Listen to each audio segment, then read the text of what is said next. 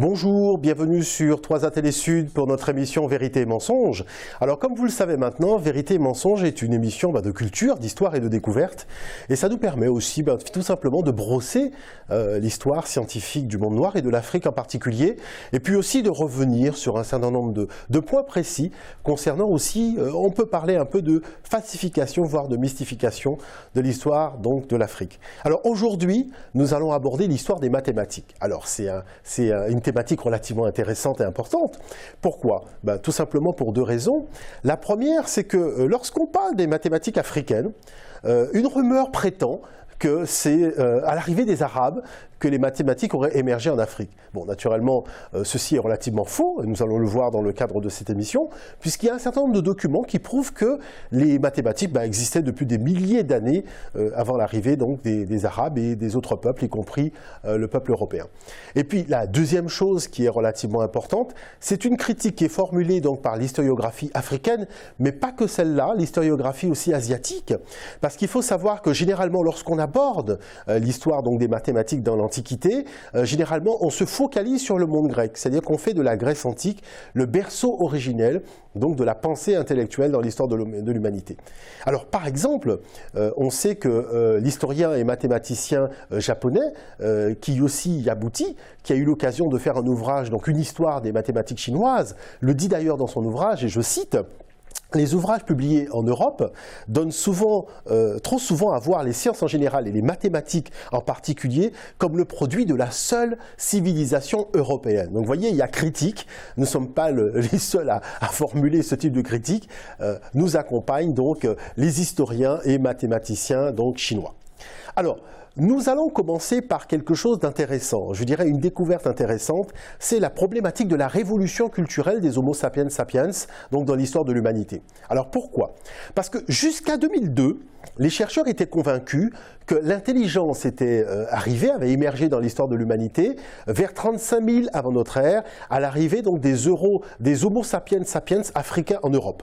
Alors pourquoi tout le monde s'était focalisé sur cette période de 35 000 avant notre ère? Tout simplement parce qu'il y avait des grottes, la grotte de Lascaux, la grotte de Chauvet, dans laquelle on trouvait un certain nombre de fresques, qui sont quand même des fresques relativement magistrales, et qui permettaient donc aux chercheurs de statuer sur cette thèse en disant ici on a véritablement la naissance de la pensée symbolique, la naissance de l'art, la naissance de ce qu'on appelle finalement l'intelligence. Parce que, vous savez, en fait, le problème de l'intelligence, c'est qu'on ne peut pas faire des fouilles et trouver l'intelligence. Hein. On est obligé, en fait, de trouver des choses qui ont été créées par l'homme pour lesquelles il a dû faire appel à sa réflexion intellectuelle pour pouvoir créer ce genre de choses.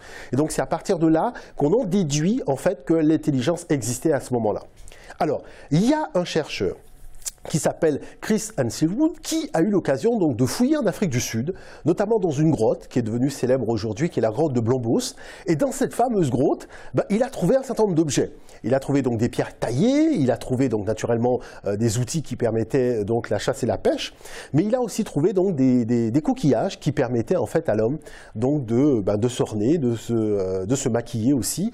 Et c'est vrai que là, ce qui est important ici, c'est qu'on a précisément pu noter que c'est véritablement en Afrique qu'a eu lieu l'émergence de l'intelligence dans l'histoire de l'humanité. Donc tous les chercheurs à partir de 2002 ont dû revoir leur copie et statuer que la révolution culturelle des Homo sapiens sapiens a bien eu lieu en Afrique en 80 000 avant notre ère. Donc ce qui veut dire que finalement c'est une révolution qui a lieu 50 000 ans avant l'arrivée en Europe. Bon, ce qui est important pour nous, c'est de dire que, finalement, avec une telle découverte aussi importante, parce qu'elle est récente, nous parlons quand même de 2002, on est en 2007. Donc, on devrait avoir maintenant le courage de revoir l'intégralité donc de l'histoire universelle des sciences, et puis l'histoire de la naissance des sciences en Afrique. Donc, nous allons prendre un peu d'avance, puisque c'est vrai qu'on constate quand même qu'il y a un certain retard sur la question, mais nous allons prendre de l'avance et vous révéler un certain nombre de données précises qui vous permettent véritablement de voir que les mathématiques sont bien nées en Afrique, mais véritablement à une période qui est quand même assez surprenante. Parce que le premier document qui atteste donc de l'émergence des mathématiques en tant que, je dirais, calcul numérique, nous vient donc de la région de l'Emambo, des montagnes de l'Emambo. Alors les montagnes de l'Emambo sont des montagnes qui se trouvent entre l'Afrique du Sud et le Swaziland. Et dans les années 70, on a retrouvé dans cette région un os particulier, donc il y a un os de c'est un perronnet de babouin en fait, qui présentait 29 encoches. Alors on ne sait pas trop pour le moment à quoi servait véritablement ce bâton. Est-ce que c'était pour calculer des phases lunaires? Est-ce que c'était pour calculer des choses bien particulières? Est-ce que c'était utilisé par les femmes par exemple pour suivre leur cycle menstruel? Pour le moment on ne sait pas trop. Mais toujours est-il que lorsque vous prenez l'ouvrage écrit par le chercheur anglo-saxon Richard Mankiewicz, Histoire des mathématiques, ce monsieur nous dit dans son ouvrage, et je cite, « Le plus ancien témoignage de calcul numérique a été exhumé au Swaziland, en Afrique australe. Et il date d'environ 35 000, vous avez bien entendu, 35 000 avant Jésus-Christ, et consiste en un perronnet de babouin portant 29 encoches nettement visibles. Vous voyez, donc, première date, après la date de Blombos, qui était de 80 000 avant Jésus-Christ, nous sommes là maintenant entre 35 et 37 000 avant Jésus-Christ. Donc, premier vestige attestant de l'émergence de les mathématiques en Afrique en tant que calcul numérique. Maintenant, on a une deuxième trace de l'existence des mathématiques en Afrique. C'est une trace qui nous la devons à un chercheur qui est un géologue belge qui s'appelle Jean de Heuselin de Beaurecourt. Donc c'est quelqu'un qui a eu l'occasion de faire des fouilles à travers le monde puisqu'il a aussi fouillé en Amérique, en Europe et au Proche-Orient. Et il s'est plus particulièrement intéressé au Congo belge, naturellement, puisqu'il était originaire de la Belgique. Et dans les années 50, en faisant des fouilles sur l'une des rives du lac Édouard, à 15 km à peu près de l'équateur, il a trouvé un autre os. Alors là, c'est le fameux os d'Ishango. C'est l'os qui a été, je pense, le plus médiatisé, parce qu'on connaît plus l'os d'Ishango que l'os de Lebombo. Mais cet os d'Ishango, aujourd'hui, se trouve à l'Institut royal des sciences naturelles de Belgique. Et c'est un des éléments clés, je dirais, qui a véritablement dynamisé tout ce qui concerne un petit peu le monde des sciences en Belgique, parce qu'il faut savoir qu'il existe un prix scientifique Ishango, il existe un salon scientifique Ishango en Belgique, toujours, et il existe aussi donc des bandes dessinées scientifiques consacrées à l'os d'Ishango. Alors cet os d'Ishango, c'est important parce qu'il date quand même de 25 000 avant notre ère, et c'est la première fois qu'on voit véritablement que l'homme s'est livré à des duplications, à des suites arithmétiques, à des additions, à des multiplications. Donc là, on a un document relativement important, y compris pour l'humanité, parce que ça nous permet de voir que l'émergence des mathématiques dans l'histoire de l'humanité est relativement ancienne. Nous parlons de 25 000 avant Jésus-Christ. Il faut savoir qu'on parle de calcul numérique pour la Mésopotamie aux alentours de 2600 avant notre ère. Là, nous sommes en 25 000 avant notre ère, ce qui est relativement important. Alors, il y a encore un autre document qui est relativement important, c'est la palette de Narmer. Parce que sur la palette de Narmer, donc on voit Narmer qui tient sa massue. Et sur cette massue en particulier, on a une deuxième, une troisième, même une quatrième trace de mathématiques qui remonte là à 3200 avant notre ère. Parce que qui connaît le système de numération donc, de l'Afrique ancienne ? Puisque Narmer, c'est le pharaon qui a unifié la Haute et la Basse Égypte, donc vraiment aux tout premières heures, aux premiers moments de la civilisation égypto-nubienne, on a des traces de mathématiques sur cette massue, puisqu'on voit que Narmer nous dit par exemple qu'il a récupéré 400 000 têtes de bétail, il a récupéré 2 420 000 bouquetins et il a fait 120 000 prisonniers. On a un autre document qui date, lui, de 2040 avant notre ère au niveau des informations qui sont portées dessus, mais qui a été recopié vers 1680 avant notre ère par le mathématicien Akhmès. C'est le fameux papyrus Rhin que beaucoup connaissent. Alors, il faut noter que sur ce papyrus, c'est la seule définition des mathématiques que nous avons dans l'Antiquité. Alors, je vais vous dire la définition qui est portée dessus. C'est méthode correcte d'investigation de la nature pour connaître tout ce qui existe, chaque mystère et tous les secrets. Voilà la définition, la seule définition des mathématiques dans l'Antiquité. On va retrouver encore donc ces traces de mathématiques, notamment sur le papyrus Boulaq 18. Parce qu'il est important de noter que sur ce papyrus Boulaq 18, contrairement à ce qu'on croit, hein, c'est bien l'Afrique qui a inventé la notion du zéro. Parce que Sir Alan Gardiner, qui est un très grand égyptologue que tout le monde connaît aujourd'hui, nous a bien notifié dans sa grammaire que pour noter le signe zéro, les Égyptiens anciens utilisaient la graphie Néfer.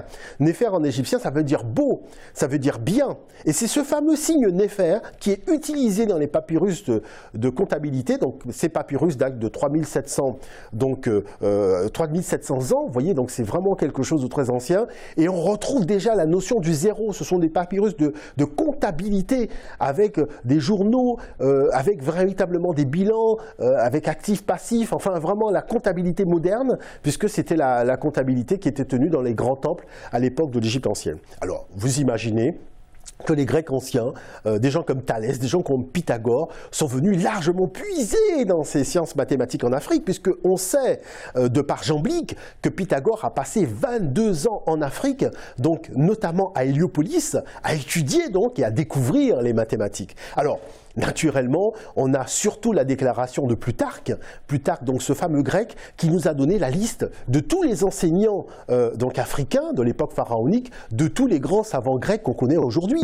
Et c'est relativement intéressant de voir qu'on a des noms, des gens comme Conufis, c'est-à-dire les gens que le mathématicien, l'enseignant que les Grecs appellent Conufis, son vrai nom c'est Khnum Néfer.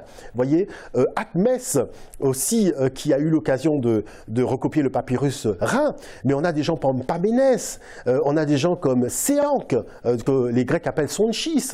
Donc ce sont des mathématiciens qui avaient en charge dans les maisons de vie égyptiennes, donc les fameuses péranques, l'enseignement des mathématiques. Donc on voit bien qu'avec ces données, il est important aujourd'hui de revoir la copie, aussi bien la copie concernant l'histoire des mathématiques en Afrique, parce qu'on a aujourd'hui des documents précis en termes de fouilles archéologiques, l'os de Lembombo, l'os d'Ishango, la tête de massue du roi Narmer, les papyrus donc de mathématiques, papyrus de Moscou, papyrus Rhin, les papyrus de comptabilité, le papyrus Boulak. On a suffisamment d'éléments aujourd'hui qui nous permettent d'attester de l'émergence des mathématiques en Afrique.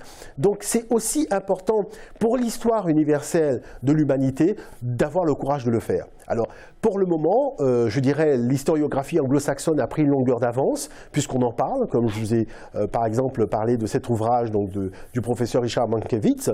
On en parle aussi dans les ouvrages asiatiques. Ce serait bien que d'une façon générale, dans l'espace francophone, qu'on puisse valoriser ces informations et les faire connaître aussi dans le cadre scolaire, puisque je dirais c'est quand même dans le cadre scolaire le meilleur endroit pour faire ce que j'appelle communément la célébration du génie africain.